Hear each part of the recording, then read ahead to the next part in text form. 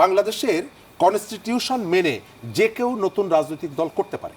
আমাদের এখানে অনেকগুলো নতুন, গত কয়েক বছরে অনেকগুলো নতুন রাজনৈতিক দল গড়ে উঠেছে। এটি একটা আমাদের কনস্টিটিউশনাল রাইট। তো এটি যে কেউ প্র্যাকটিস করতে পারে। কিন্তু আপনি যে বৈষম্য বিরোধী শিক্ষার্থীদের যে প্ল্যাটফর্মটা, এই প্ল্যাটফর্মটা কিন্তু একটা সার্বজনীন প্ল্যাটফর্ম ছিল। আপনি স্বীকার করবেন বা না করবেন, আমি স্বীকার করি বা না করি, এই প্ল্যাটফর্মে যখন ওই ব্যানারটা নিয়ে এগিয়েছে, বিএনপিপন্থী যুবক তরুণরা এর সাথে যুক্ত হয়েছে না? তার ছাত্ররা যুক্ত হয়েছে। এবি পার্টির যে ছাত্র সংগঠন তারা এর মধ্যে যুক্ত হয়েছে না? হয়েছে। আমার যে সিপিবির সাথে আমি যুক্ত, সিপিবির তরুণ কর্মীরা এটার মধ্যে যুক্ত হয়েছে না? হয়েছে। এবং আমাদের ছাত্র ইউনিয়নের একাধিক কর্মী এটা শহীদ হয়েছে এখানে।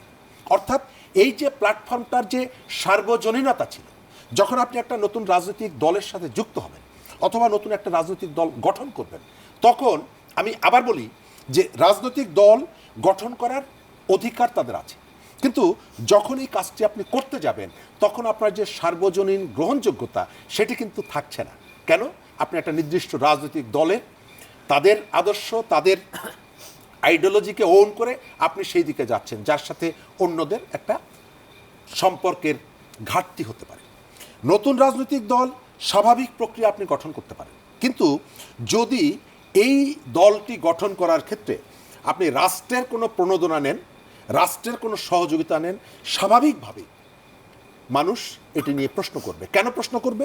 প্রশ্ন করবে হচ্ছে যে অভ্যুত্থানের ভেতর থেকে সরকারটা গঠিত হয়েছে, বাংলাদেশের সমস্ত আওয়ামী লীগের বাইরে বা আওয়ামী লীগ ঘরানার গত 15 বছরের শাসন কেন্দ্রিক যে দলগুলো আছে তার বাইরে যারা আছে সবার এই সরকারটা ওই যে প্রান্তিক রিক্সাওয়ালা, যে রিক্সাওয়ালা প্রেস ক্লাবের সামনে দাঁড়িয়ে স্যালুট দিয়ে ভাইরাল হয়েছিল মনে আছে?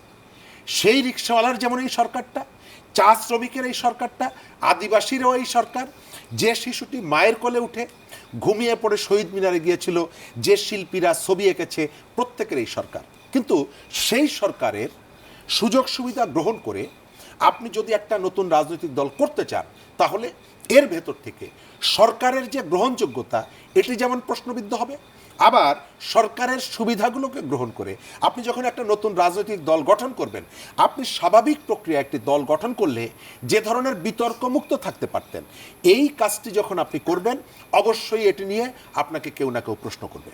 এবং এই প্রক্রিয়ার দিকে আমরা সম্ভবত যাচ্ছি।